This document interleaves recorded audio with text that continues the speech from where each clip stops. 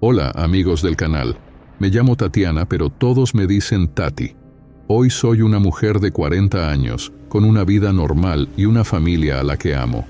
Sin embargo, hay algo de mi pasado que nunca he podido olvidar. Algo que siempre atormenta mis recuerdos, especialmente cuando estoy sola de noche. Lo que me sucedió en aquella época, con ese misterioso cuadro del niño llorando, todavía me provoca escalofríos, y solo ahora me siento lista para compartir esta historia con ustedes. En 1982, cuando tenía 8 años, mi familia se mudó a una casa sencilla en Belford Roxo, en Río de Janeiro, Brasil. Mi madre, mi hermano menor y yo estábamos emocionados por la mudanza, principalmente porque era nuestra primera casa propia. Recuerdo cómo mi madre decoró todo con tanto cariño, colocando muebles antiguos que habíamos recibido de familiares y colgando cuadros en las paredes. Había un cuadro en particular que nunca olvidaré, un cuadro que, con el tiempo, se convertiría en el centro de algo mucho más grande de lo que cualquiera de nosotros podría imaginar. Era una pintura de un niño llorando. No sabía de dónde había salido ese cuadro, pero mi madre dijo que había sido un regalo de mi tío. Era una imagen triste, oscura, y recuerdo sentirme incómoda cada vez que mis ojos se cruzaban con los del niño. La mirada del niño parecía seguir a quien pasara frente a él, lo que me hacía evitarlo tanto como fuera posible. Pero, en ese entonces, yo era solo una niña y no pensaba mucho en ello. Al menos, no hasta que las cosas extrañas comenzaron a suceder. Todo comenzó con pequeños detalles, cosas que no podía explicar. Por la noche, escuchaba ruidos, como si alguien caminara por la casa, arrastrando muebles o cerrando puertas. Al principio, mi madre decía que era la casa acomodándose, pero yo sabía que no era eso. Hubo una tarde en la que estaba jugando en el patio con Luis, corriendo de un lado a otro, cuando miré hacia el porche. Allí, parado, estaba mi hermano, mirándome fijamente. Su mirada vacía, sin expresión. Mi corazón se detuvo por un segundo, porque Luis estaba ahí conmigo, riendo mientras corríamos. Miré a Luis y luego de nuevo hacia el porche. Ya no había nadie allí. Corrí hacia adentro, jadeando, y mi madre solo movió la cabeza cuando le conté lo que vi. Ella no me creyó. Conforme pasaban los días, la incomodidad se volvió constante. Durante el día, la casa parecía normal, pero de noche era otro lugar. Comencé a sentir una presencia constante, como si alguien nos estuviera observando, y el cuadro del niño llorando. Cada vez que pasaba frente a él, tenía la impresión de que los ojos del niño estaban un poco más tristes, más pesados, como si quisiera decirme algo. A veces, lo veía por el rabillo del ojo, y juraba que las lágrimas parecían deslizarse por su rostro. Mi madre, sin embargo, no mostraba ninguna preocupación. Siempre decía que las casas viejas tenían vida propia, que hacían ruidos, que los muebles crujían y que la mente de los niños era creativa y se imaginaba cosas. Pero yo sabía, algo estaba muy mal en esa casa. Fue una noche lluviosa cuando las cosas realmente comenzaron a escalar. Estaba tratando de dormir. Los truenos lejanos iluminaban mi cuarto con destellos rápidos. Y entonces lo escuché de nuevo, ese sonido.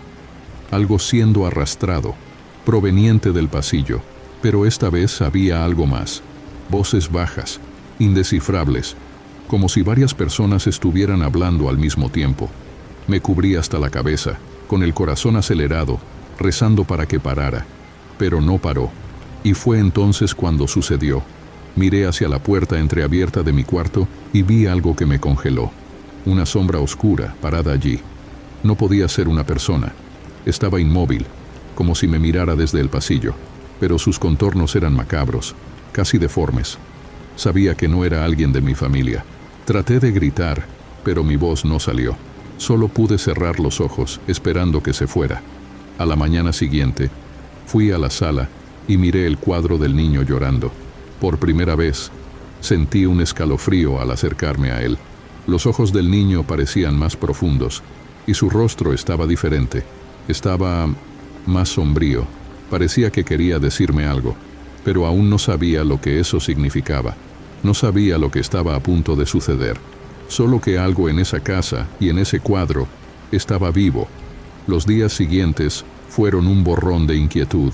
Sentía que la atmósfera en la casa estaba cambiando.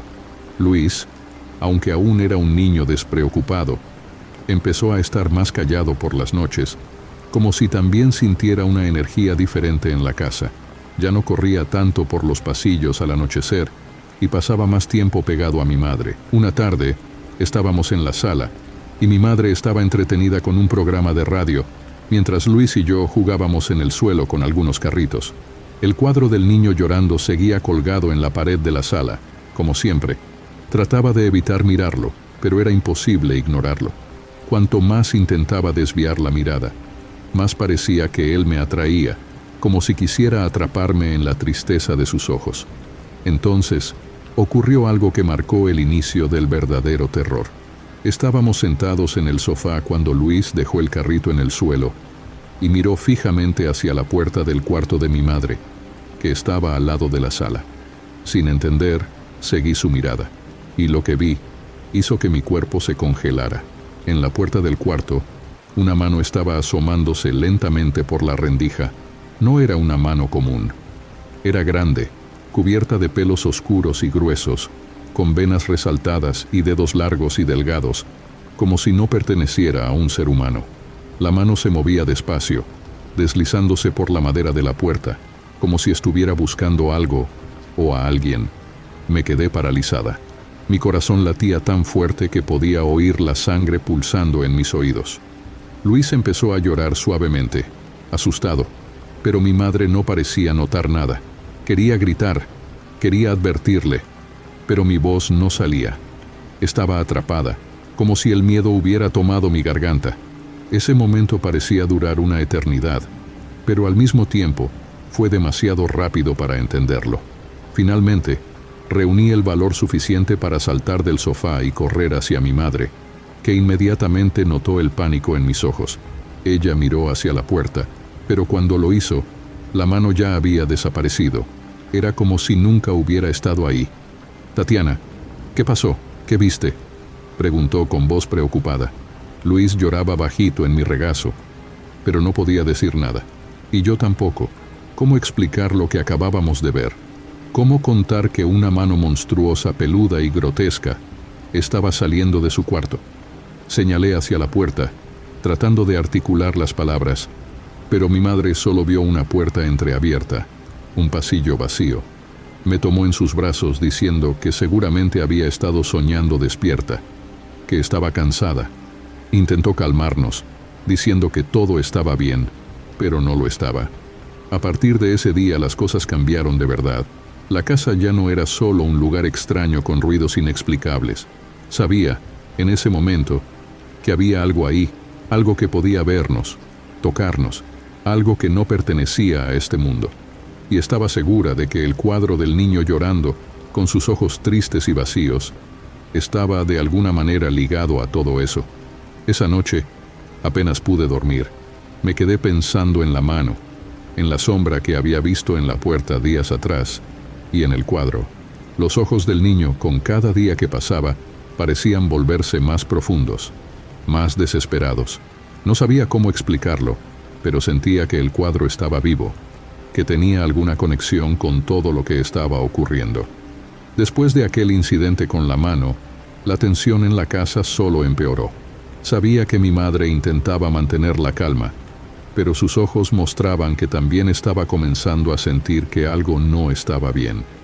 Luis, que antes no parecía notar nada, ahora evitaba la sala y el pasillo por la noche. Se mantenía más cerca de mí y de nuestra madre, y notaba que miraba el cuadro con el mismo malestar que yo sentía. Una noche, después de escuchar más de esos extraños ruidos provenientes del pasillo, mi madre decidió que era hora de hacer algo. No era una mujer muy religiosa, pero mi abuela sí lo era. Y fue mi abuela quien sugirió que llamáramos a algunos miembros de la iglesia para orar en nuestra casa. «Algo raro hay ahí, Solange», le dijo a mi madre. «Eso no es cosa de Dios». El fin de semana siguiente, mi madre invitó a un grupo de mujeres de la iglesia junto con un pastor para que oraran en la casa. Recuerdo la seriedad en sus rostros cuando entraron. Una de ellas, doña Sida, que siempre fue una figura respetada en la comunidad, miró alrededor con una expresión severa. Era como si ya supiera que la casa estaba impregnada de algo demoníaco, algo que no debía estar allí. Tan pronto como comenzaron a orar, la casa pareció cambiar. El aire se volvió pesado. Sus palabras, que normalmente habrían sonado reconfortantes, parecían rebotar en las paredes, como si estuvieran enfrentándose a una entidad. Me quedé cerca de mi madre, con Luis a mi lado, y sentí el miedo creciendo dentro de mí. Doña Sida dejó de orar a mitad de una frase. Miró directamente a mi madre y dijo, con una voz firme pero baja, «Aquí hay una presencia, y no es algo bueno». Mi madre la miró asustada. El pastor intentó continuar con las oraciones, pero el terror iba en aumento. Se movieron por la casa, orando en cada habitación. Cuando llegaron a la sala, donde estaba colgado el cuadro del niño llorando, el ambiente se volvió aún más denso. Doña Sida se detuvo frente al cuadro, mirándole los ojos al niño. Se quedó en silencio por un momento, como si estuviera tratando de entender lo que veía. Luego, se giró hacia mi madre y le dijo, «Este cuadro tiene que salir de aquí». Mi madre estaba confundida, pero no discutió. En el fondo sabíamos que el cuadro contenía algo que no comprendíamos. El pastor y las mujeres de la iglesia terminaron sus oraciones rápidamente, como si tuvieran prisa por salir de la casa. Cuando se fueron, doña Sida dio una última advertencia. «Deshazte de ese cuadro, Solange. No es solo una pintura. Hay algo en él que no pertenece a este mundo». Después de que se fueron, la casa quedó extrañamente silenciosa. Mi madre parecía indecisa, pero tomó el cuadro y lo colocó en el suelo, apoyado contra la pared. No lo tiró esa noche, pero sabía que debía hacerlo. Esa madrugada, algo volvió a suceder. Me desperté con un ruido fuerte. Era el sonido de algo cayendo al suelo. Corrí hasta la sala y ahí estaba el cuadro, caído, pero no solo en el suelo. El vidrio del marco estaba roto, esparcido por toda la sala. Y en los ojos del niño, lo juro, había algo diferente. Ya no era solo tristeza. Era enojo. Mi madre entró poco después de mí, miró el cuadro y suspiró profundamente. No dijo nada, pero sabía que, en el fondo, estaba tan asustada como yo. Tomó el cuadro con cuidado y lo puso en el patio. Sabía que todavía no creía completamente en lo que estaba sucediendo. Cada vez que lo miraba, incluso desde lejos, sentía un terror enorme. Los ojos tristes y ahora enfurecidos del niño parecían seguirme, como si me culparan por algo que no lograba entender.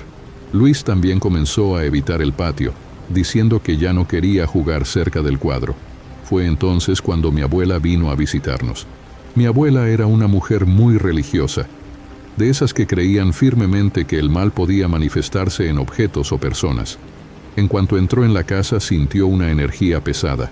No fue necesario decirle nada. De inmediato percibió que algo andaba mal. Su primera reacción fue mirar hacia el cuadro, ahora apoyado en la esquina del patio. «Ese cuadro», dijo con voz seria, «no debería estar aquí. ¿De dónde lo sacaron?» Mi madre le explicó que había sido un regalo de mi tío, quien lo había comprado a un artista callejero. Mi abuela sacudió la cabeza desaprobando. «He visto esos cuadros antes. Son del tipo que lleva maldiciones». Mi madre se quedó confundida. «¿Maldición? Es solo una pintura, mamá». «No, Eliana. Esto no es solo una pintura. Hace mucho tiempo escuché historias sobre este tipo de cuadros.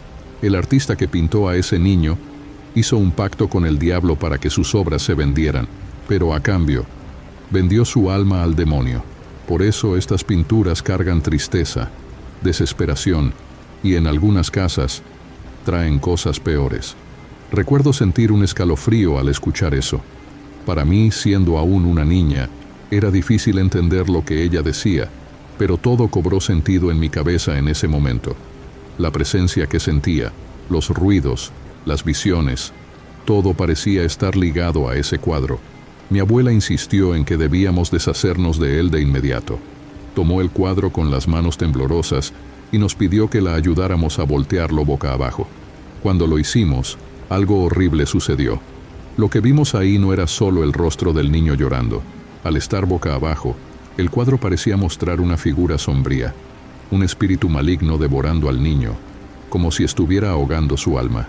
Fue una visión perturbadora, y hasta mi madre, siempre tan escéptica, se puso pálida. «Dios mío», murmuró mi madre, «esto no puede quedarse aquí». Mi abuela, ahora más decidida que nunca, dijo que la única solución era destruir el cuadro y deshacernos de cualquier rastro de él. Tomó el cuadro y lo llevó al fondo del patio, donde hizo una pequeña fogata. Luis y yo observábamos en silencio, sintiendo una mezcla de miedo y alivio. Mi madre se quedó junto a ella, ayudando a poner el cuadro en las llamas. A medida que el fuego consumía la pintura, un viento fuerte comenzó a soplar. Parecía que la misma naturaleza intentaba impedir que nos deshiciéramos del cuadro. Las llamas titilaban, pero mi abuela se mantuvo firme, rezando y diciendo palabras de protección. Poco a poco, el cuadro se redujo a cenizas. Cuando el último pedazo de madera fue destruido, el viento cesó de repente. El silencio que siguió fue extraño, casi inquietante. Era como si el mundo se hubiera detenido por un momento, como si todo esperara para ver qué sucedería a continuación. Mi abuela miró a mi madre con seriedad. Hicieron bien en deshacerse de eso. Tengan cuidado con lo que compran en la calle. El mundo no es solo lo que podemos ver. Esa noche, por primera vez en semanas, la casa parecía tranquila. No hubo más ruidos extraños, ni sombras en el pasillo. Parecía que la pesadilla finalmente había terminado.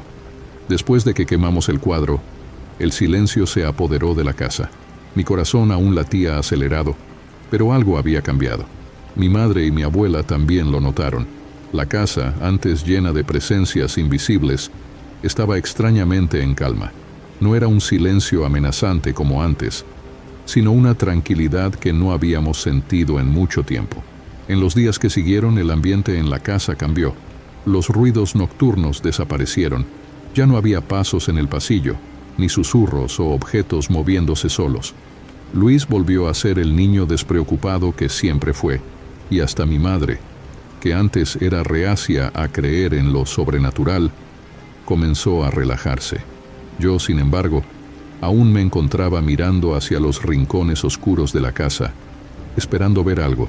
Era como si mi cuerpo estuviera en constante alerta, aunque mi mente supiera que el mal había sido contenido. Estaba tratando de convencerme de que todo estaba bien, que la pesadilla había terminado, y por un tiempo parecía que realmente lo había hecho. Fue una mañana, una semana después de haber quemado el cuadro, cuando estuve segura de que todo aquello había terminado. Estaba en la cocina, ayudando a mi mamá a preparar el desayuno. Me pidió que buscara azúcar en el armario, y mientras abría la pequeña puerta de madera, algo en lo alto del armario llamó mi atención. Era un detalle, un movimiento casi imperceptible. Parecía una capa, sí, una capa negra y fina que se cerraba lentamente sobre el armario. Me quedé congelada por un momento, observando cómo el tejido oscuro y etéreo se movía solo, como si fuera el toque final de algo que estaba siendo concluido. La capa parecía fusionarse con la oscuridad, desapareciendo poco a poco hasta desvanecerse por completo. No sé cuánto tiempo me quedé parada ahí, mirando la parte superior del armario, pero en ese momento sentí una paz que no había sentido en mucho tiempo. Ese movimiento, esa capa que se cerraba sola, me hizo entender que el mal que nos atormentaba ya no estaba ahí, como si hubiera sido sellado para siempre. Mi abuela nunca volvió a tocar el tema, y mi mamá también parecía satisfecha con dejarlo en el pasado.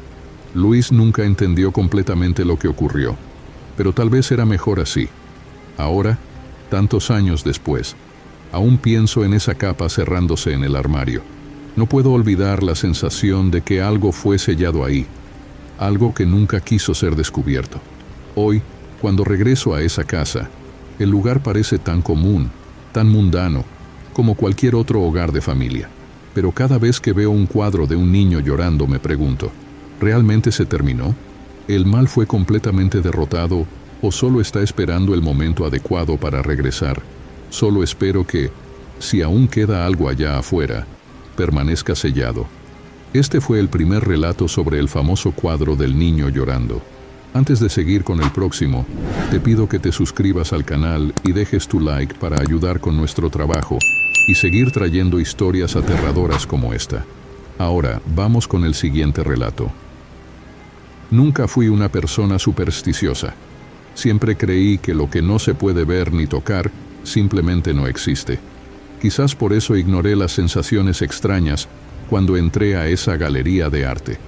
El lugar tenía una atmósfera pesada, como si el aire estuviera impregnado de algo antiguo y oculto.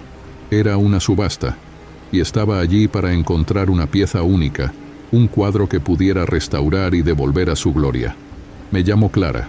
Soy restauradora de arte desde hace más de 10 años. He trabajado en obras renombradas y en piezas que contaban historias de siglos pasados. Lo que no sabía en ese momento era que el próximo cuadro que devolvería a la vida cargaba una maldición mucho más allá de cualquier técnica de restauración. La subasta estaba llena de coleccionistas y curiosos, personas en busca de rarezas. Y fue entonces cuando lo vi. Estaba ahí, colgado en una pared aislada, con una iluminación que parecía elegida para resaltar su misterio. El cuadro se llamaba El niño llorando, una obra de Giovanni Bragolin. Ya había oído hablar de él, pero no conocía toda la historia. La expresión del niño en el cuadro era perturbadora. Sus ojos parecían atravesar la tela, cargados de una tristeza que casi podías sentir. El subastador hizo una breve introducción, pero fue el comentario final lo que me hizo dudar, aunque fuera solo por un segundo. Este niño guarda secretos que no todos están listos para descubrir. Lo dijo de manera casi casual, pero sentí un escalofrío recorrerme la espalda. Lo ignoré. Fue una decisión impulsiva, tal vez por la belleza de la pieza, o tal vez porque, en el fondo, algo en mí quería descubrir cuáles eran esos secretos. Con un simple levantar de mano, el cuadro era mío. Lo llevé a mi estudio, un lugar claro y tranquilo, donde paso la mayor parte de mi tiempo. En cuanto lo coloqué sobre la mesa de trabajo, sentí nuevamente esa sensación extraña, pero decidí enfocarme en la tarea. La pintura estaba en buenas condiciones, excepto por algunas marcas de desgaste alrededor del marco, algo que podía arreglar fácilmente. Mientras analizaba la obra más de cerca, noté algo que no había visto en la subasta. Había pequeños símbolos grabados en el marco, casi imperceptibles, marcas antiguas, probablemente del siglo pasado, pensé. No le di mucha importancia en ese momento, creyendo que formaba parte de la estética original. Sin embargo, la mirada del niño parecía diferente. No podía evitar la sensación de que estaba más triste, como si supiera algo que yo aún ignoraba. Esa noche dejé el cuadro en el estudio y me fui a mi apartamento, pero el sueño no vino fácil. Cuando finalmente me quedé dormida, fui atormentada por un sueño. En el sueño estaba atrapada en un lugar desconocido, oscuro y sofocante, y frente a mí estaba el niño del cuadro. Pero esta vez lloraba en silencio. Detrás de él, el mundo estaba en llamas. Antes de que pudiera acercarme, susurró algo que me despertó con el corazón acelerado. Él me entregó al fuego. Desperté sudando, pero traté de ignorar la pesadilla. Intenté convencerme de que solo era la tensión del trabajo, pero en el fondo sabía que algo más estaba por venir. A la mañana siguiente, estaba decidida a ignorar la pesadilla. He trabajado en varias obras que tenían historias escalofriantes ligadas a ellas, pero siempre consideré esas historias como supersticiones. Sin embargo, mientras miraba nuevamente el cuadro, algo me incomodaba profundamente. Era la sensación de que los ojos del niño se veían diferentes, más vivos, no, más tristes, como si intentara decirme algo. Decidí dedicar la mañana a hacer una investigación rápida sobre el artista, Giovanni Bragolin. Sabía que se había hecho famoso por sus pinturas de niños llorando, pero no conocía muchos detalles aparte de eso. Después de algunas búsquedas, encontré menciones de una supuesta maldición asociada con esas obras. Una leyenda popular decía que muchas de las personas que poseían esos cuadros enfrentaban tragedias inexplicables, principalmente incendios. Relatos de casas quemadas, accidentes trágicos y muertes Comenzaron a llenar las páginas de mi investigación. Todo es superstición, pensé, tratando de calmar mi mente. Sin embargo, algo me decía que continuara leyendo. Cuanto más investigaba, más me sentía extrañamente conectada con la historia. Hasta que encontré algo que me hizo detenerme. Una versión de la leyenda decía que Bragolin no pintó a esos niños por pura inspiración. Se rumoreaba que había hecho un pacto con una entidad oscura. Las pinturas, según estas historias, no eran meras obras de arte, sino prisiones para las almas de los niños retratados. En ese momento, sentí un escalofrío recorrerme el cuerpo. Miré el cuadro frente a mí, y por un breve instante, juro que vi una lágrima fresca deslizándose por el rostro del niño. Parpadeé, pero todo estaba normal de nuevo. Decidí que ya era suficiente por un día. Cerré el estudio, intentando alejar de mi mente cualquier pensamiento irracional. Pero esa noche, la pesadilla regresó, más intensa. Esta vez, el sueño comenzó con un silencio absoluto. Estaba en un lugar que parecía ser una casa antigua, hecha de madera. El suelo crujía bajo mis pies, y todo a mi alrededor estaba envuelto en sombras. En el centro de la sala, allí estaba el niño, el mismo del cuadro, pero esta vez su ropa estaba hecha jirones, sucia de hollín. Sus ojos me miraban fijamente, pero no lloraba. Solo se quedó ahí, inmóvil, hasta que sin aviso, la sala comenzó a incendiarse. Las llamas surgieron de la nada, rodeándonos. Intenté correr, pero era como si mis pies estuvieran pegados al suelo. El calor era sofocante y el aire olía a quemado. El niño dio un paso hacia mí y podía ver claramente las lágrimas descendiendo por su rostro. Abrió la boca para hablar y sus palabras me hicieron despertar gritando. Él me entregó al fuego. Desperté de repente con el corazón latiendo tan rápido que parecía que iba a explotar. Pasé la mano por mi rostro, tratando de recomponerme. El sudor me corría y mi cabeza dolía por la intensidad del sueño.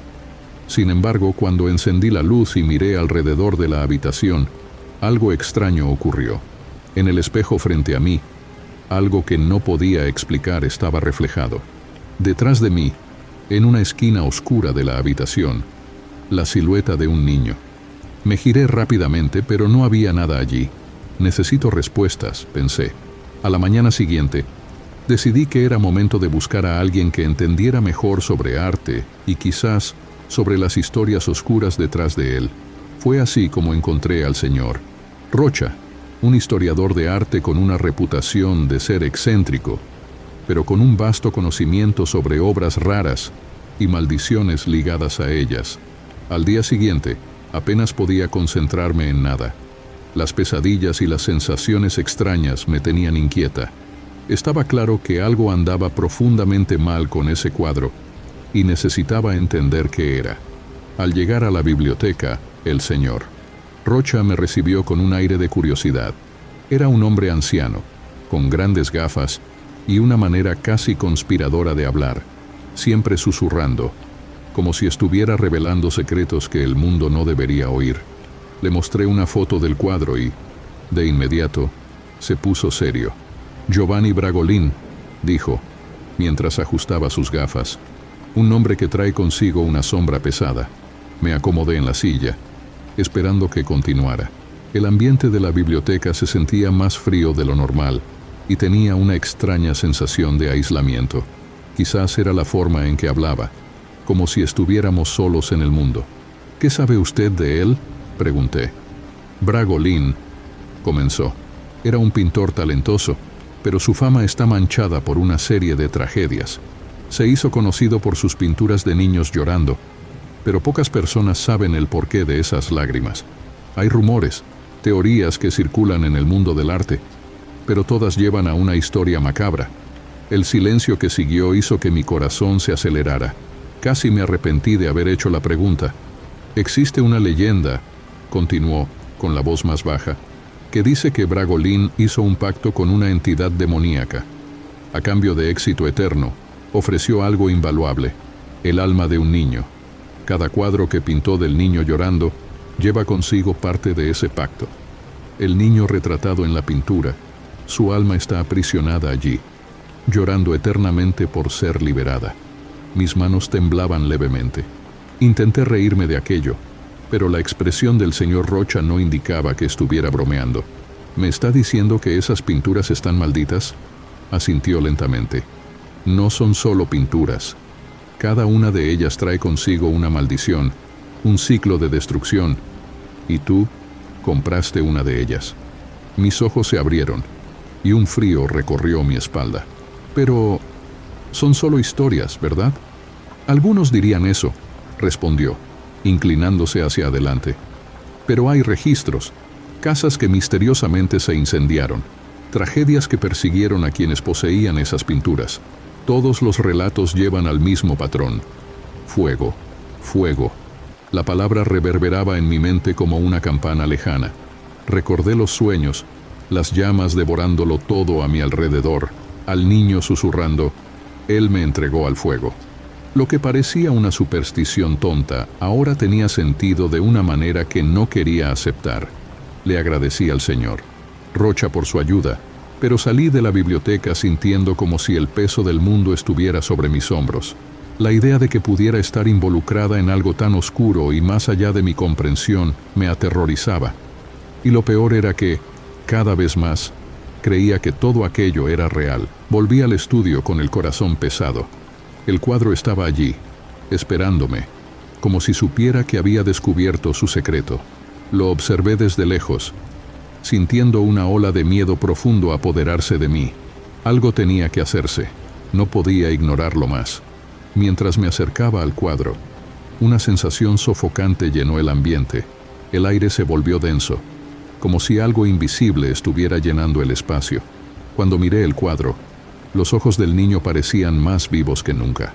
El llanto silencioso ahora era casi audible, resonando en mi mente como una súplica interminable. Y entonces, sucedió. Las luces comenzaron a parpadear, y una presencia fría y opresiva me envolvió. Sentí un toque helado en mi brazo, como si manos invisibles intentaran jalarme. Miré a mi alrededor, pero no había nadie. El miedo me paralizaba. De repente, el cuadro cayó de la pared con un estruendo. Corrí hacia él para colocarlo de vuelta en su lugar, pero en el momento en que toqué el marco, sentí un dolor agudo. Mis manos ardían, las marcas de quemadura en el marco eran reales, y el olor a madera quemada invadió el aire. Me desmayé. Cuando desperté, el estudio estaba sumido en penumbras. La única luz provenía de una pequeña lámpara en la esquina de la sala, que parpadeaba levemente, como si estuviera a punto de apagarse. Me latía la cabeza, y el olor a quemado aún flotaba en el aire. Miré mis manos, esperando ver ampollas o quemaduras graves, pero solo había marcas rojas, como si el calor apenas hubiera tocado mi piel por un instante. El cuadro estaba en el suelo, frente a mí. Por un segundo parecía que los ojos del niño me observaban, suplicando algo. Tomé el cuadro con cuidado y lo colgué de nuevo, pero esta vez decidí cubrirlo con un paño. Necesitaba un descanso de esa pintura. Necesitaba pensar. Los días siguientes fueron una mezcla de alivio y miedo constante. Aunque había cubierto el cuadro, las pesadillas no cesaban. Cada vez que cerraba los ojos, veía al niño llamándome, siempre con esas palabras siniestras. Él me entregó al fuego. Las llamas se acercaban, consumiéndolo todo a mi alrededor. Mientras el niño permanecía intacto en medio de ellas, sabía que necesitaba descubrir más sobre Bragolín y sobre la maldición. Las palabras del señor Rocha no salían de mi cabeza, y cada detalle parecía conectarse de manera perturbadora con lo que estaba experimentando. Decidí volver a la biblioteca, pero esta vez busqué archivos más antiguos, algo que pudiera darme pistas sobre cómo detener lo que estaba ocurriendo. Fue entonces cuando encontré lo que buscaba. Había un artículo, casi olvidado en una de las ediciones antiguas de una revista de arte. Hablaba sobre la vida de Bragolín y de sus supuestas prácticas oscuras. Lo que llamó mi atención, sin embargo, fue un párrafo que mencionaba a un grupo de coleccionistas que, décadas atrás, intentó destruir una de las pinturas del niño llorando. Creían que, al quemar la obra, podrían liberar el alma atrapada en ella y acabar con la maldición. Sin embargo, el relato terminaba con una nota macabra. El cuadro no se quemaba. Intentaron fuego, ácido, incluso agua bendita, pero nada lograba dañar la pintura. El fuego, irónicamente, consumió todo a su alrededor, dejando solo el cuadro intacto. El último sobreviviente de ese grupo desapareció misteriosamente, y la pintura volvió a ser vendida en una subasta poco tiempo después. Mi corazón se aceleró. Ese cuadro no podía ser destruido. Regresé al estudio tratando de convencerme de que aquello no eran más que leyendas y coincidencias, pero en el fondo sabía que la maldición era real. El cuadro estaba en mi posesión, y lo que estuviera atrapado en él estaba haciéndose más fuerte. Las sombras en el estudio parecían moverse solas. Por la noche, escuchaba un llanto distante, como si proviniera de algún lugar más allá de las paredes. Ya no podía ignorarlo más. Tenía que hacer algo. Decidí llamar a una amiga, Mariana, alguien en quien confiaba ciegamente. Ella era escéptica por naturaleza, una persona que no creía en nada sobrenatural, lo cual podría ayudarme a mantener los pies en la tierra. Cuando le expliqué la situación, se rió de mí. Clara, te estás dejando llevar por historias de fantasmas. Es solo un cuadro. Vamos a lidiar con esto de una manera práctica. Si te incomoda tanto, simplemente podemos deshacernos de él. Pero yo sabía que no era tan sencillo. Aún así, ella insistió. Vamos a llevar este cuadro afuera y a quemarlo. Eso va a terminar con tu paranoia. Estuve de acuerdo. Cualquier cosa era mejor que seguir viviendo en ese terror constante. Salimos juntas esa misma noche, con el cuadro en mano, hasta un terreno abierto en las afueras de la ciudad, donde no nos molestarían. Mariana, confiada, trajo gasolina y fósforos. Tan pronto como el fuego empezó a arder alrededor del cuadro, algo inexplicable sucedió. Las llamas rodeaban la pintura, pero el cuadro permanecía intacto, como si el fuego se negara a tocarlo. El aire a nuestro alrededor se volvió pesado, y un viento helado sopló de la nada, haciendo que las llamas temblaran. Vi algo en los ojos del niño, parecía estar sonriendo. Mariana, quien hasta ese momento había mantenido su actitud escéptica, dio un paso atrás, asustada. ¿Qué está pasando?, murmuró, incapaz de procesar lo que estaba viendo.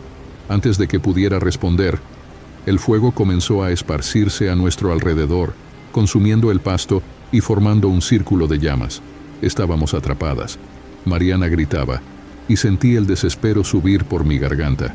El cuadro flotó por un instante en medio de las llamas, el niño ahora riendo, mientras nos rodeaba el fuego. Fue entonces cuando lo comprendí. No estaba lidiando solo con un cuadro maldito. Había algo mucho más poderoso detrás de todo esto. Algo que no podría ser contenido, destruido o apagado. Después de esa noche, todo cambió. Mariana quedó en shock por lo que presenció, y lo que antes parecía un juego o una superstición para ella, ahora se volvía imposible de ignorar. Decidimos no hablar de eso de inmediato. Regresamos a casa en silencio, cada una sumergida en sus propios pensamientos. Yo sabía que la maldición era real, y ahora Mariana también lo sabía. Pero la pregunta que seguía atormentándome era, ¿cómo terminar con esto? Los días siguientes se volvieron una mezcla de tensión y ansiedad. El cuadro aún estaba en mi estudio, y sabía que no podía simplemente deshacerme de él. No funcionaba así. Las noches siempre estaban acompañadas de las mismas pesadillas. El niño, el fuego, el susurro de «Él me entregó al fuego». Pero algo cambió en uno de los sueños. En lugar de solo ver al niño llorar, se acercó a mí. Extendió su mano como si estuviera pidiendo ayuda. Y esta vez tuve una visión clara. Vi a un hombre frente a una hoguera, realizando un ritual macabro, y supe en ese momento que era Giovanni Bragolin. Desperté con la respiración entrecortada y un nudo en la garganta. La visión de ese hombre, el artista, me impactó profundamente. Estaba más que claro que había hecho algo terrible. Bragolin no solo pintó a esos niños, los aprisionó, y de alguna forma, el niño estaba tratando de decirme cómo empezó todo. Fui nuevamente con el señor Rocha. Necesitaba respuestas más concretas. Cuando llegué a su casa, me recibió con una expresión sombría, como si supiera por lo que estaba pasando.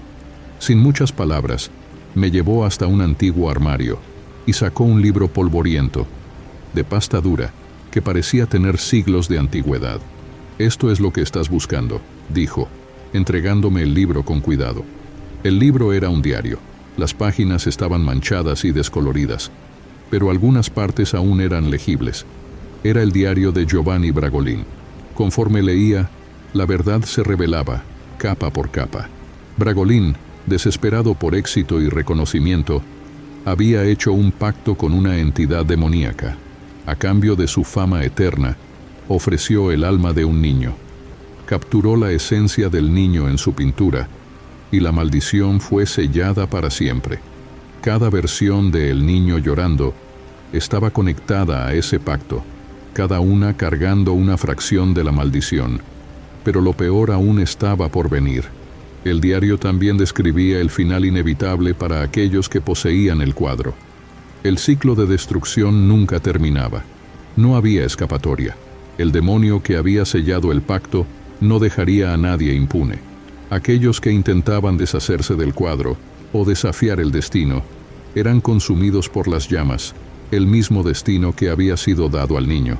Entonces, ¿estoy atrapada?, pregunté, con la voz entrecortada. El señor Rocha me miró con tristeza, pero sin sorpresa. La maldición es antigua, Clara. Muchos han intentado romperla, pero todos fallaron.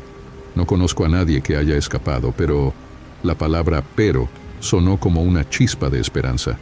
Hay una última oportunidad, continuó, dudoso. De acuerdo con el diario, el pacto podría deshacerse, pero el precio es terrible. Estaba dispuesta a escuchar cualquier cosa en ese momento. «¿Qué tengo que hacer?», pregunté con la voz temblando de ansiedad. «El pacto puede romperse si el alma del niño es liberada. Esto significa que alguien debe tomar su lugar». Mi corazón se congeló. ¿Tomar su lugar? ¿Ser aprisionada en la pintura? La idea era inconcebible, pero tenía sentido. El demonio exigía un alma. Bragolin había sacrificado al niño, y para liberarlo, alguien tendría que ser la nueva víctima. Miré el cuadro cubierto en mi estudio y ahora comprendía la sonrisa del niño. Él estaba esperando ser liberado. El ciclo solo se interrumpe cuando un alma voluntaria toma su lugar, explicó el señor Rocha, sus palabras sonando como un veredicto final. Las palabras del señor Rocha resonaban en mi cabeza. Tenía que sacrificarme para liberar el alma del niño, pero ¿cómo se toma una decisión así? La idea de ser aprisionada en un cuadro, condenada a llorar eternamente, era algo que mi mente se negaba a aceptar. Pero al mismo tiempo, la culpa pesaba. No podía ignorar el sufrimiento de ese niño, atrapado por un pacto demoníaco hecho por Bragolin hace tanto tiempo. Regresé a casa en completo silencio, las manos temblando mientras sostenía el diario de Bragolin. Cuando entré al estudio, el aire estaba pesado, denso, como si algo invisible estuviera allí, observándome. La pintura estaba cubierta con el paño, pero aún así podía sentir su presencia. Cada fibra de mi ser estaba consciente de que el niño me esperaba. La noche llegó rápidamente, y una vez más, el sueño trajo consigo la misma pesadilla. Esta vez, era más claro, más vívido. El niño estaba ahí, llorando como siempre, pero sus lágrimas ahora eran de sangre.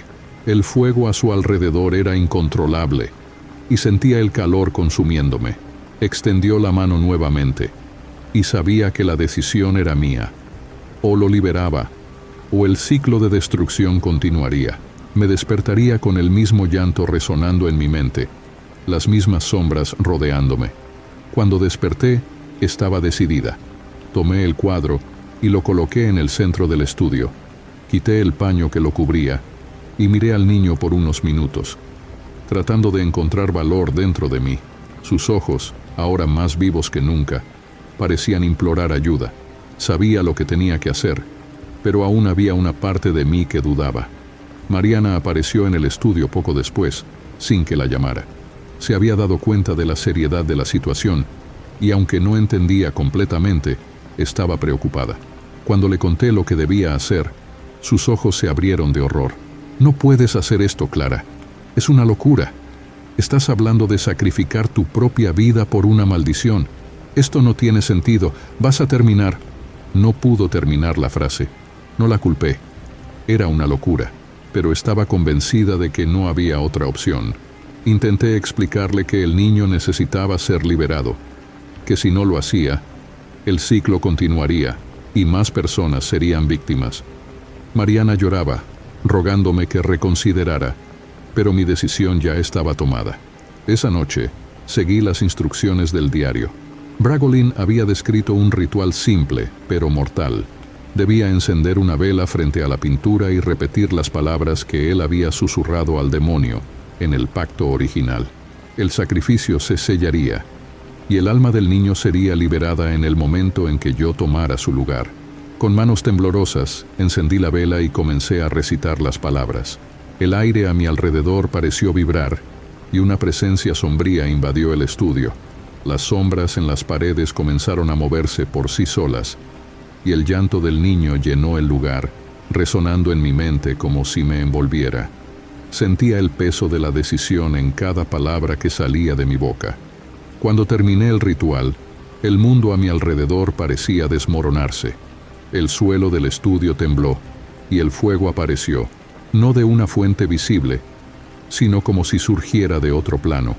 Las llamas comenzaron a lamer las paredes, pero el cuadro permanecía intacto. El niño ahora sonreía, no una sonrisa feliz, sino una sonrisa de alivio. Fue en ese momento que me di cuenta de que ya era demasiado tarde. Mis manos comenzaron a arder, igual que la primera vez que toqué el marco. El dolor era insoportable, pero sabía que era parte del proceso. Todo mi cuerpo parecía ser absorbido hacia la pintura, mientras el fuego consumía todo lo material a mi alrededor. Las llamas no me tocaban, pero sentía mi espíritu separándose del cuerpo. De repente, todo quedó en silencio. El fuego desapareció, y el estudio estaba intacto, excepto por una cosa. El cuadro ahora era diferente. El niño ya no estaba ahí. En su lugar me vi a mí misma. Estaba dentro de la pintura, atrapada en la misma sonrisa melancólica que el niño tenía antes de ser liberado. Mariana entró corriendo al estudio desesperada. Cuando me vio en la pintura, cayó de rodillas, llorando incontrolablemente. Quise gritarle, decirle que todo estaba bien, que el ciclo finalmente se había roto, pero no pude. Mi voz no salía, mis movimientos estaban congelados. Estaba atrapada, condenada a llorar eternamente, igual que el niño antes de mí. El ciclo había terminado, pero el precio fue demasiado alto. El miedo de no saber si realmente estoy a salvo, o si, cuando muera, seré arrastrada de nuevo dentro de ese marco, me atormenta todos los días. Quizás haya evitado la maldición temporalmente, o tal vez, al final, seré una más de las almas atrapadas para siempre en las sombras de ese pacto maldito. Y mientras trato de vivir lo que me queda de vida, el cuadro sigue ahí, esperando. ¿Has vivido algo similar? ¿O conoces a alguien que haya pasado por una experiencia sobrenatural? Entonces comparte tu relato en los comentarios. Hablemos de esos misterios que nos rodean. Y si te gustan historias como esta, no olvides suscribirte al canal y activar la campanita para no perderte los próximos videos. Hay mucho más por venir.